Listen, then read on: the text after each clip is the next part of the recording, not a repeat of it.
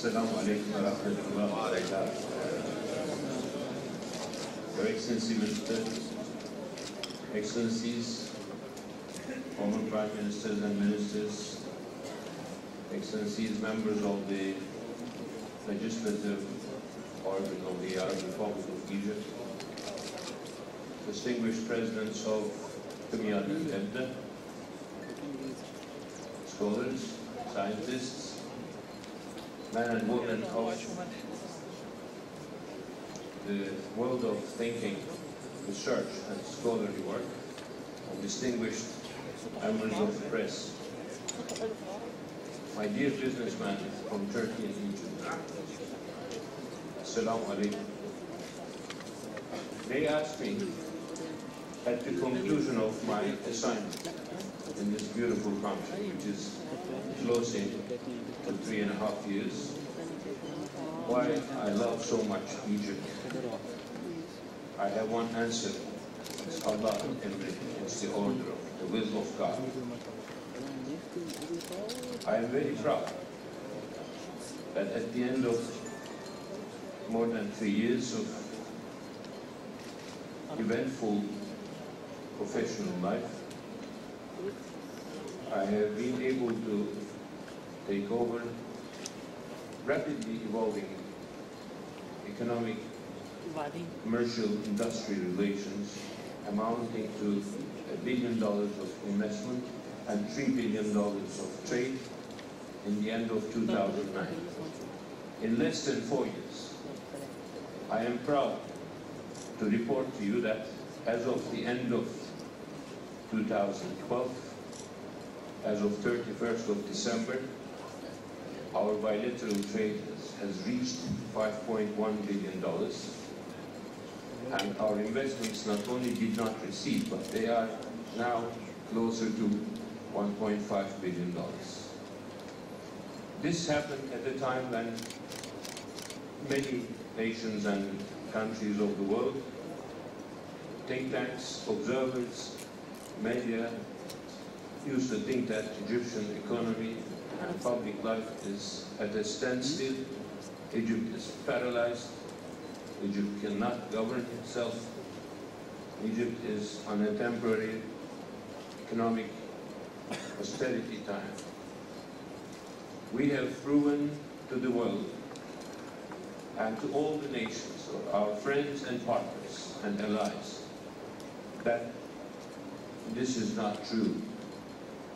Even in its worst times, Egypt will still maintain its dynamism, its potential, its growth, and it will continue doing that. It happened thanks to all of you.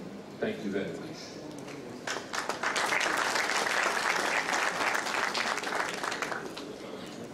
There has been, in the past, throughout the last 2 centuries, illusions and misrepresentations and misjudgments about the relations between Turks and the Egyptians. Facade, lack of confidence, suspicion, rivalry has been incited between our nations and governments every now and then to undermine the beautiful relations, the gist of trust,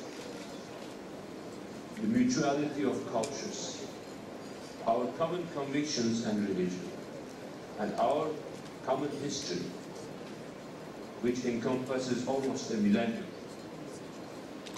and instead foment the seeds of separation, rivalry, never hostility, but lack of trust and lack of partnership. Throughout the recent decade, and more so in the last 5 years, both the governments and the people of Egypt have been defying these illusions, distrust, misrepresentation, and misunderstandings. This is a very healthy development. Because when the Turks and Egyptians have been closer to each other, the Mediterranean basin has been truly, genuinely a civilizational base. When the Turks and Egyptians were strong, vibrant, and together in solidarity and partnership, Mediterranean used to be a more peaceful lake. There are multiple civilizations in the history of mankind. Two most significant ones: the civilization of the Nile. This is where everything has started. This is the mother of the world. This is in Egypt. And we are proud to share the same values with that civilization, that great civilization. And one other important civilization of the world on humanity, on progress, on globalism, is the Anatolian civilization. These two, in different episodes of history, may have been on separate directions, but the unchanging reality is Anatolia and Nile have been there for throughout the human history and will remain there. We are the inheritors.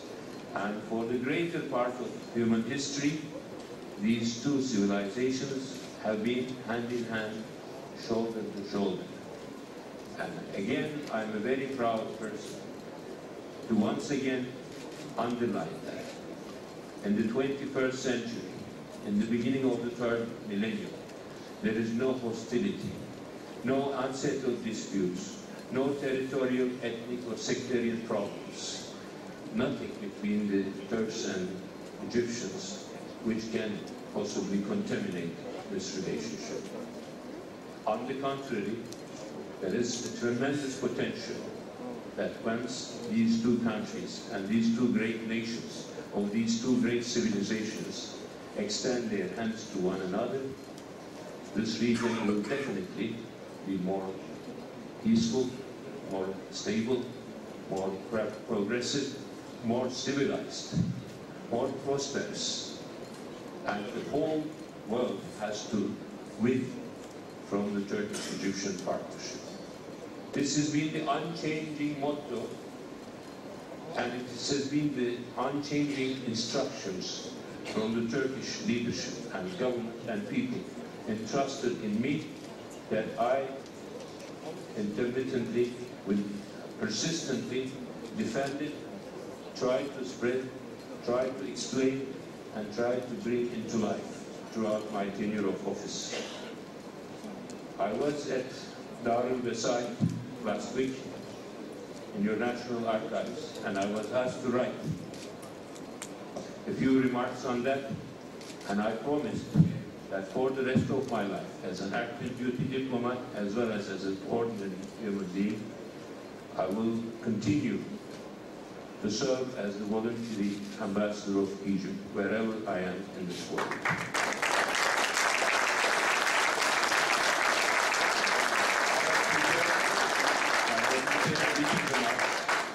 That you should all receive in your emails tonight, that I have the flash disk with me, but you have all these Turkish experts who have come to tell, and several of their remarks will be repeated in my presentation. That is why I'm going to refrain from talking about numbers.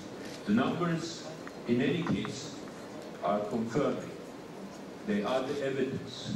They are substantiated, irrefutable evidence that the partnership between, the deepening of the partnership between these two countries and nations will strengthen world peace. It will make Middle East and Africa and the Mediterranean a more livable, rapidly developing area. Middle East and North Africa needs us. They have always needed us. They need us as peaceful, stable, growing countries. So it is all the more important. Egyptian revival, Egyptian stabilization, and Egyptian democratization takes its lead, and people accept it.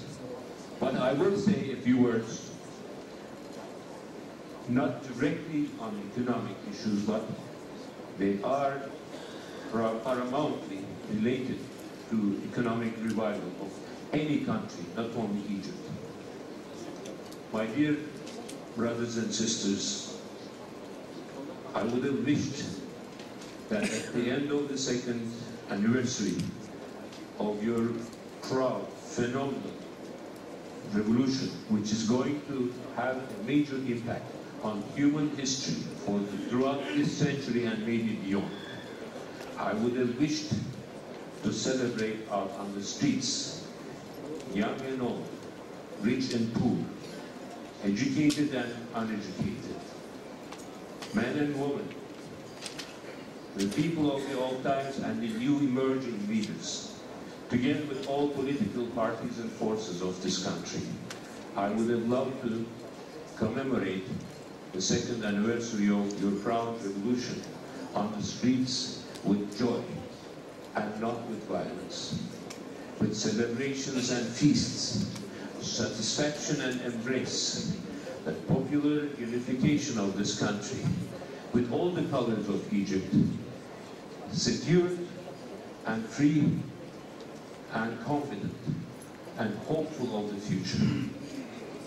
But I trust that those days are not too far, that the Egyptian nation, as they have proven to the rest of the world, that by nature they are peaceful, even while changing a rusted historic regime which was collapsing, they maintain their dignity and pacific nature. That I profoundly believe, I am confident that the Egyptian nation, with its political forces, with its current and future leaders, with its past and with its future, would manage to rewrite history once again in the history of civilization and the history of mankind. And Egypt will prove that it is perfectly capable of building a new national covenant, not excluding, but including and embracing all, uniting all the forces of this country without any confrontation, without rivalries, with sense of responsibility. I believe and trust all forces of this country will be able to put Egypt first, beyond their party interests, beyond their group interests, beyond their individual egos and interests, and work for this country. My dear brothers and sisters, tomorrow is too late.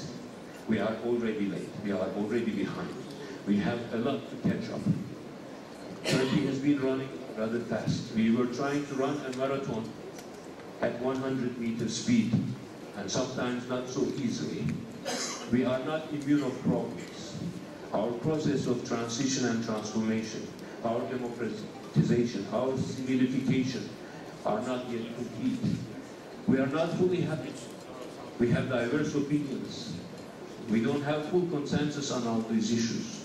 But democracy, this is the wisdom of democracy. Democracy is not the dictatorship of majority. Democracy is ruling by majority, by maintaining and respecting and preserving and actually empowering the minorities. We're not afraid of, we shouldn't be afraid of the minorities.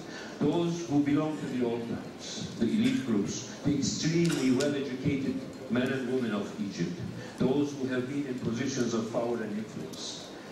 You should not regret for what you have not been able to achieve. Those newcomers, you should not be afraid of what you are lacking in experience and knowledge. These should be combined. Nobody in Egypt, thanks God, nobody in Egypt have blood of each other in their hands. The violence has been sporadic but limited. No single force in this country is responsible for the deterioration of the situation or feelings of vendetta. There could be individual cases, but look at the Iberian Peninsula. Look at our brothers in Eastern Europe. Look at our brothers and sisters in Spain and in Portugal. Forgiveness, tolerance, these have been the essential motto to keep the country united and to reinvigorate first the determination of the popular masses, the broadest spectrum of the politia, and those neutral masses of people, the real millions, who should be the beneficiaries for the true, genuine revolution and democratization of the country. There were civil wars. One example is in Spain. There are tens of examples. You just study world history, where different political groups, different blocks of people, different ideologies have went to the extent of massacring each other. But at the end of the day, even after the Second World War, the people buried their hatchets and managed to sit together around one table and reconcile their differences. Nobody else is going to do it for you. We Turks, we are not a model for you. You are going to write a model for Egypt, but you have the potential of becoming a model. We are not going to be jealous. We are not going to compete with you. We will stand by you and support you because we want a strong and able Egypt which can help, which can lead its region into peace, into lasting peace and stability. Reassure even the different, diverse interests at an equitable, at an acceptable, viable balance. Maintain security and stability so that the resources of, the limited resources of our civilizations can be once again concentrated on human development. We have two enemies. These are our two common enemies. One is fact, the poverty. The second is illiteracy, jahl. We must fight relentlessly against these two enemies. And whether you belong to the old thoughts or the new ones, whether you belong to the past, or whether you belong to the educated elite or the lesser informed and educated segments of the society. Do not discriminate. Egyptians should not judge each other, but they should live hand in hand. Do not humiliate each other. Try not to embarrass each other, because you need each other. You cannot rule despite the people. You cannot rule without the people. Those times are over. Those elitist administrations and regimes have been the ones for the past now. We cannot revive and go back to business as usual. People should just look towards the future and broaden the basis of their thinking and embrace as many possible segments of the society as they can, so that this country's actually rich human resources can be mobilized to salvage Egypt from where it is and now entrapped, and open its horizons and bring back its glory and wisdom and vision and the courage to deal with thousands and thousands of important domestic and international issues waiting ahead of us. We have no luxury of failure. Egypt is the most important, one of the most important centers of civilization, centers of political stability and governance. It will remain so whether people like it or not. Geopolitically, geographically, demographically, culturally, politically, socially, economically, Egypt is very important and will remain so. We in Turkey, we realize that, and we are proud to be partners with Egypt. Thank you for listening, and I wish you a successful